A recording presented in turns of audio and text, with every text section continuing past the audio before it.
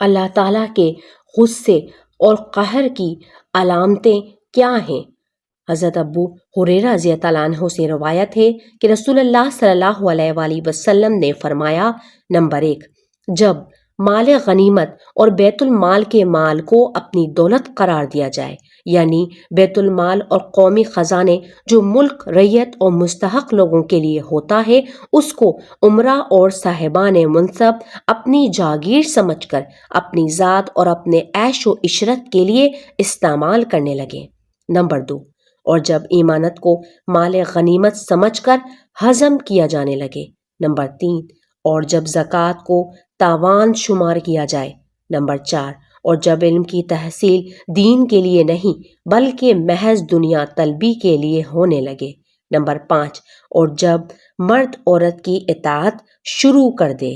Number 6، اور جب بیٹا ماں کی نافرمانی اور اس سے سرکشی کرنے لگے۔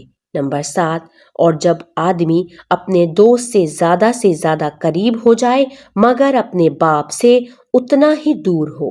نمبر 8، اور جب مسجدوں میں آوازیں بلند ہونے لگیں۔ نمبر 9، اور جب قوم کی سرداری اور سربراہی قوم کا فاسق انسان کرنے لگے۔ نمبر 10، اور جب قوم کا رہنما قوم کا بدترین شخص ہونے لگے۔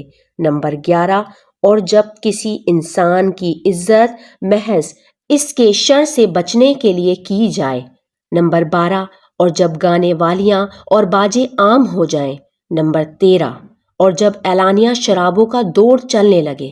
نمبر 14، اور جب اس امت کے پچھلے لوگ اگلے لوگوں پر طعن و تشنیع اور لعنت کرنے لگیں تو پھر تم انتظار کرو تند و تیز سرخ آندھی کا اور زلزلوں کی تباہ کاریوں کا، زمین کے دھسنے کا، صورتوں کے مسخ ہونے کا اور پتھروں کے برسنے کا، اور اللہ کی طرف سے پے در پے نزول عذاب کا، جیسے موتیوں وغیرہ کی ایک لڑی ہو جو ٹوٹ گئی ہو اور پہم و مسلسل دانے گر رہے ہوں۔